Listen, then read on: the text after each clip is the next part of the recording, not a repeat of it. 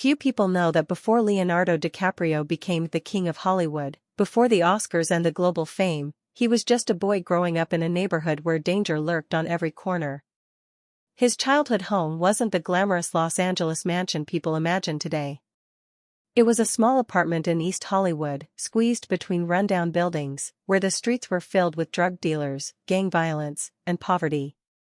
For most kids, this environment was a trap, a place that pulled dreams down into the concrete. But even as a child, Leonardo saw something different. While other boys were tempted by the chaos outside, he was transfixed by the flickering light of cinema. He dreamed not of escaping through violence, but through art.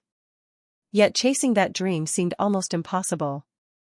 His parents had divorced when he was just a year old, and money was always scarce. He wore second-hand clothes, watched friends get caught in crime, and sometimes feared for his own safety.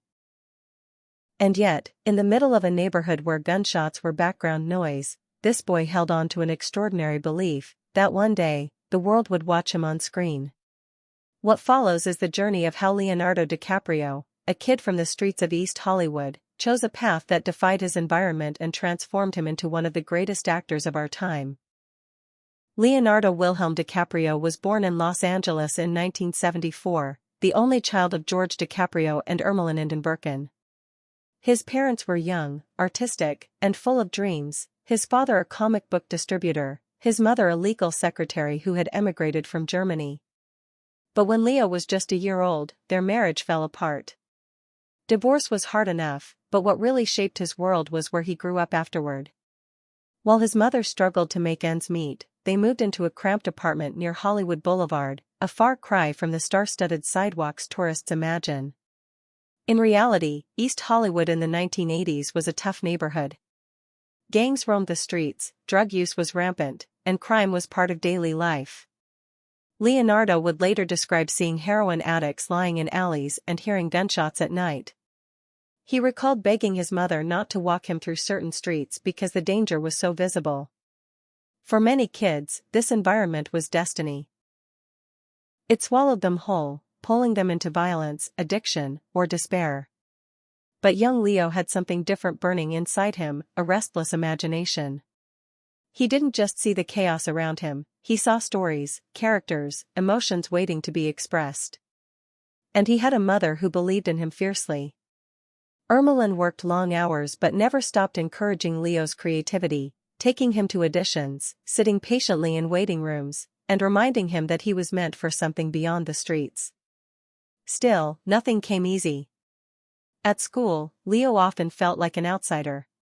He didn't come from money, and he didn't wear the trendy clothes that his classmates did.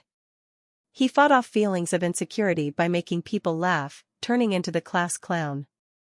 Performance, in a way, was already his shield. By the age of 10, he was begging his mother to take him to auditions. Agents, however, weren't impressed. One even suggested he change his name. Leonardo DiCaprio was too ethnic, too complicated. He should be Lenny Williams if he ever wanted a shot. But Leo refused. Even as a child, he insisted, if he was going to succeed, it would be under his own name.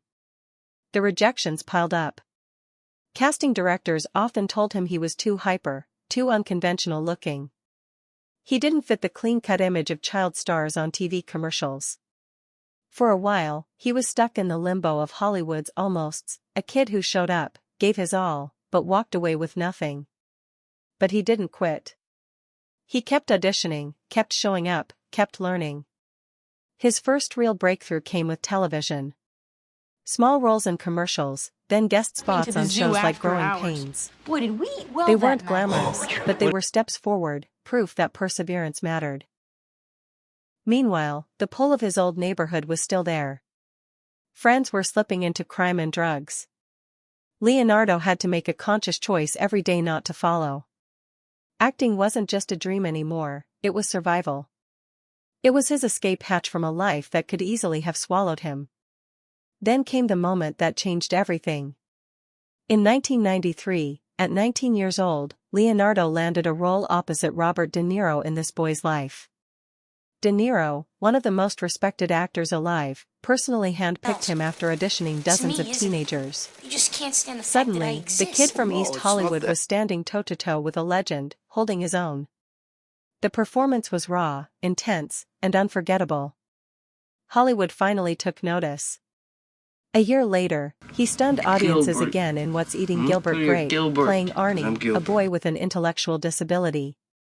His portrayal was so convincing that many believed the filmmakers had cast a real disabled actor.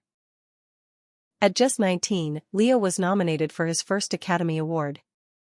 Think about that, a boy who once walked through streets filled with danger was now walking the red carpet at the Oscars. The contrast couldn't have been greater. And yet, this was only the beginning. The world changed for Leonardo DiCaprio on a cold December night in 1997. Titanic opened, and the quiet, wiry kid who once dodged needles on the sidewalk suddenly had his face plastered across billboards from Los Angeles to Tokyo. In theaters, audiences gasped and cried. Outside, teenage fans screamed his name until their voices broke. He could barely step out of a car without a wave of flashbulbs igniting the pavement. Journalists called it Leomania, but for Leonardo, it felt less like a coronation and more like a test. Fame could swallow you just as quickly as the old neighborhood could. He had escaped one trap, he wasn't about to fall into another. So he did the counterintuitive thing. Instead of chasing the safest, shiniest leading man roles, he chased the directors who could test his limits. He said yes to risk. He said yes to the possibility of failure. Baz Luhrmann hurled him into a fever dream Verona for Romeo and Juliet and showed the world he could bend tragedy into something electric. Then Martin Scorsese entered the frame, and the real metamorphosis began. In Gangs of New York, he stood toe-to-toe with Daniel Day-Lewis and didn't blink. In The Aviator, he cracked open Howard Hughes's brilliance and madness with a precision that felt surgical, the performance so immersive audiences swore they could hear the whir of aircraft in his chest. With The Departed, he carried a hurricane of paranoia and moral rot, the camera clinging to him like guilt. The tabloid narrative became its own antagonist, he was a superstar without an Oscar. Every awards season, cameras hunted for disappointment in his eyes. But the boy from East Hollywood had built up a quiet immunity to that kind of noise. He kept working. He made himself difficult to pin down, slipping from diamond smuggler to stock market wolf to haunted dream thief without ever repeating a step. The roles got stranger, darker, more exacting. The audience he'd won with a love story stayed because they felt the same thing he did. This was a man trying, always, to go deeper. Then came the winter that nearly broke him, and made him. The Revenant was a production that sounded like a dare. Real locations. Natural light. Snow that vanished overnight and had to be chased across continents. Leonardo trudged through sub-zero rivers, slept in animal carcasses on screen, consumed raw bison liver, and let the wilderness do what it wanted to his face. The performance wasn't a performance so much as an ordeal captured in 24 frames per second. You could hear the wind in his bones. You could feel the starvation in his eyes. It was as if the kid who had once stared down the chaos of his street had decided to stare down nature itself and ask, "Is this all you've got?" When awards season arrived, there was a different energy in the room. Nobody was whispering about maybe anymore. They were whispering about inevitability. On the night of the Oscars in 2016, he sat there under the volcano glow of the stage lights, a decade of near misses hanging behind him like a gallery of almosts. When his name was called, Leonardo DiCaprio, there was a sound like relief, like a city exhaling. He walked to the podium without swagger, looked out at an industry that once asked him to change his name, and spoke about the one thing that had been present since the beginning, survival. He thanked collaborators, honored craft, and then used the moment to talk about the planet, the same way he had used acting to talk about damaged men and dangerous appetites. Even at his apex, he wasn't just collecting a trophy, he was trying to turn it into a signal flare. It's tempting to say the story ends there, in a perfect freeze frame. The kid from the rough block with an Oscar in his hand, the roar of the room rolling over him like surf. But the truth is, that night was less a destination than a checkpoint. The boy who once begged his mother to take a safer street had grown into a man who kept choosing the hard path, because the hard path is where meaning lives. He built a production company that chased audacious stories. He teamed again with auteurs who didn't care about comfort. Even when he stepped into nostalgia with Once Upon a Time in Hollywood, it was to play an actor terrified of irrelevance, a mirror he held unflinchingly to his own profession. What makes this the climax isn't just the awards or the box office. It's the sense that Leonardo DiCaprio never allowed the world to decide what he should be. Not the neighborhood, not the fan hysteria, not the chorus of pundits counting nominations like lottery tickets. He drew a line from the chaos of his childhood to the discipline of his craft and walked it, straight-backed, even when the wind howled. The screaming crowds outside the Titanic premiere and the stunned silence after The Revenant are two ends of the same wire, spectacle and substance, welded by will.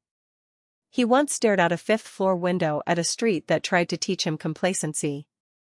Years later, he stared down lenses, legends, and the elements, and taught himself, and us, that the place you come from doesn't get to dictate the places you can go.